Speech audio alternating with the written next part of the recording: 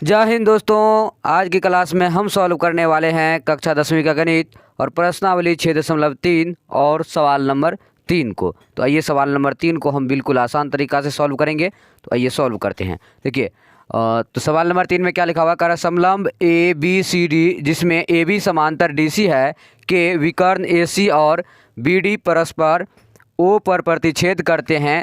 दो त्रिभुजों की समरूपता कसौटी का प्रयोग करते हुए दर्शाइए कि ओ ए बटे ओ सी बराबर ओ बी बटे ओ डी है। ये हमें सिद्ध करना है। तो चलिए सबसे पहले हम सवाल को पढ़ते हैं और एक एक करके पढ़ते हैं, यहाँ से सॉल्व करने जाते हैं। देखिए समलंब ए बी सी डी का है तो हम क्या करते हैं, समलंब बना लेते हैं।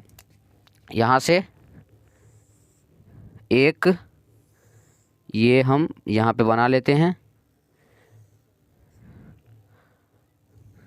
देखिए तो ये बन गया समलंब और इसका नाम क्या करें, ए बी सी डी। तो यहाँ पर रख देते हैं इसका ए, इसका बी और इसका सी और इसका रख देते हैं डी। इसका हम नाम रख दिए। अब कह रहा है जिसमें ए बी और डी सी है, क्या है, ए बी और डी सी है के विकर्ण, इसके विकर्ण ए सी और बी डी, ए सी और बी डी परस्पर ओ पर प्रतिच्छेद करते हैं। ए सी, ये ए सी और बी डी किस पे प्रतिच्छेद करते हैं, ओ पे। तो चलिए इसका हम विकर्ण यहाँ कर रहा है के विकर्ण। तो यहाँ पे हम इसका विकर्ण कर देते हैं, डी से बी में और ओ से सी में। और ये किस पे प्रतिच्छेद करते हैं, तो परस्पर ओ पर प्रतिच्छेद करते हैं। तो यहाँ पे हम लिख देंगे ओ, यहाँ पे ये प्रतिच्छेद करते हैं। अब देखिए हैं तो दो त्रिभुजों की समरूपता कसौटी, मतलब एक समरूपता कसौटी जो तीन ठो बोले थे, ए ए ए ए ए यानी कि कौन कौन कौन समरूपता कसौटी, और बोले थे एस एस एस यानी कि भुजा भुजा भुजा समरूपता कसौटी, और एक बोले थे एस ए एस यानी कि भुजा कोण भुजा समरूपता कसौटी। ये तीन होता है। तो इसमें से हमको मतलब कि कौन सा उपयोग करेंगे वो लिखेंगे और सिद्ध करना है हमें ये ओ ए बटे ओ सी बराबर ओ बी बटे ओ डी। तो चलिए यहाँ पे हम सबसे पहले क्या करते हैं, हल लिख लेते हैं। तो हम यहाँ पे लिखेंगे हल और जो हमें दिया हुआ है उसको हम लिखेंगे सबसे पहले। तो लिखेंगे यहाँ पे दिया है, लिख दिए। और देखिए हमें क्या दिया हुआ है कि एक समलंब है। तो हम लिखेंगे ए बी सी डी एक समलंब है, ए बी सी डी एक समलंब है और ए बी सी डी एक समलंब है। और इसमें क्या दिया हुआ है, ए बी समांतर डी सी। क्या दिया हुआ है, ए बी समांतर डी सी के विकर्ण ए सी और बी डी परस्पर ओ पर प्रतिच्छेद करते हैं। तो ये तो दिया हुआ था, हम यहाँ पे लिख दिए। अब हमें देखिए सिद्ध क्या करना है वो हम लिख लेते हैं। तो यहाँ पे लिखेंगे सिद्ध करना है, ये लिख दिए। अब देखिए दिया है में आप ये भी लिख सकते हैं कि ए सी और बी डी क्या है, विकर्ण है, ये सब भी लिख सकते हैं। तो देखिए सिद्ध करना है हमें क्या करना है, ओ ए बटे ओ सी बराबर ओ बी बटे ओ डी, ये हमें सिद्ध करना है। तो चलिए अब देखिए इस चित्र को हम समझते हैं। यहाँ पे क्या है, ए है तो इसको हम लिखते हैं यहाँ पे कोण ए, इसको कोण सी, इसको कोण डी, इसको करते हैं कोण बी। यहाँ पे हम कर दिए। अब देखिए इसमें क्या होगा कि ए ओ बी और एक हो जाता है डी ओ सी। दो त्रिभुज बन रहा है, यहाँ पे क्या बन रहा है, ए ओ बी, और एक क्या बन रहा है, ये हुआ त्रिभुज, और एक क्या बन रहा है, डी ओ सी, ये बन रहा है हमारे पास त्रिभुज। तो दो त्रिभुज बन रहा है। तो हम क्या लिखेंगे यहाँ पे, लिखेंगे त्रिभुज ए ओ बी और त्रिभुज डी ओ सी में, लिख दिए।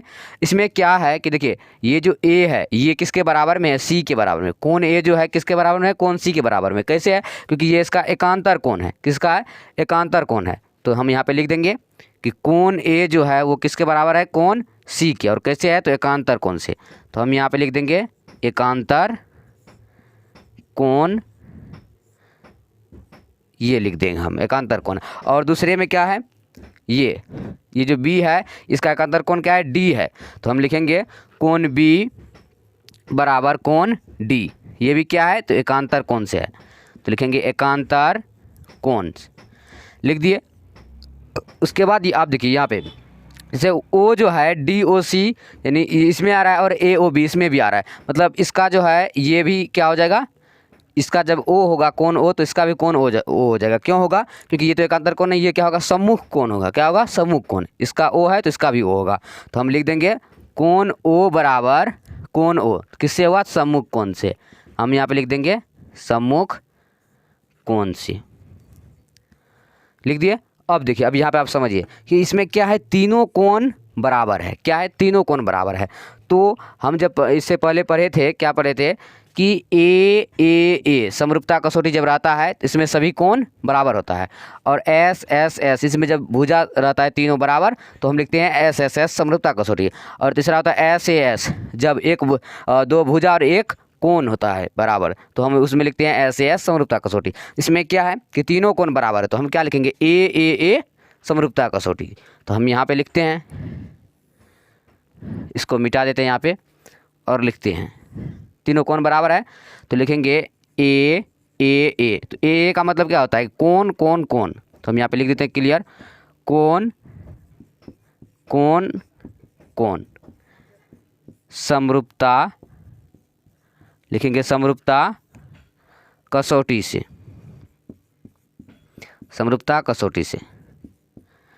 ओ समरूप ए यानी कि कौन कौन कौन समरूपता कसौटी से, तो लिख दिए। अब देखिए इसमें क्या होगा कि जब ए यानी कि इसका तीनों कोण जब बराबर है तो इसमें क्या हो जाएगा कि ये AOB और DOC क्या हो जाएगा? दोनों त्रिभुज हो जाएगा, समरूप हो जाएगा। तो हम यहाँ पे लिख देंगे, इसलिए त्रिभुज AOB समरूप होगा किसका? त्रिभुज DOC का। और जब ये दोनों समरूप हो जाएगा तो हम इसको इस तरह से लिख सकते हैं, जैसे कि ये दोनों समरूप है तो क्या लिखते हैं कि सब जब समरूप बटे में लिखते थे AO बटे में OC और BO बटे में OD लिख सकते हैं। हम क्या लिख सकते हैं? AO बटे में OC। तो AO बटे में OC बराबर BO बटे में OD, BO बटे में OD लिख सकते हैं। अब देखिए ये समरूप होगा तभी हम ये लिख सकते हैं, तो लिख दिए AO बटे OC बराबर BO बटे OD। क्यों लिखे? क्योंकि ये दोनों समरूप है। अब यहाँ पे देखिए कि हमें सिद्ध हुआ, तो यहाँ पे क्या कर रहा है? हाँ, OA बटे में OC ये हुआ ना, लेकिन यहाँ पे क्या हुआ? AO बटे में OC, यानी कि हमें क्या करना है? O को इस साइड ला सकते हैं, आराम से ला सकते हैं, तो OA बटे में OC आ जाएगा बराबर। यहाँ पे क्या था? OB बटे OD है, यहाँ पे है BO, तो इसको हम यहाँ पे लिख देते हैं OB बटे OD। यही हमें क्या करना था? सिद्ध करना था। तो हम सिद्ध कर दिए और यहाँ पे लिख देंगे प्रूव्ड, या फिर लिख सकते हैं सिद्ध हुआ, हिंदी में लिख सकते हैं इसको। तो हम क्या किए, इसको प्रश्नावली 6.3 का सवाल नंबर 3 को बहुत ही आसान तरीका से सॉल्व कर दिए। और आज के लिए बस इतना ही। अब अगले दिन अगले क्लास साथ मिलेंगे, तब तक के लिए जय हिंद, वंदे मातरम।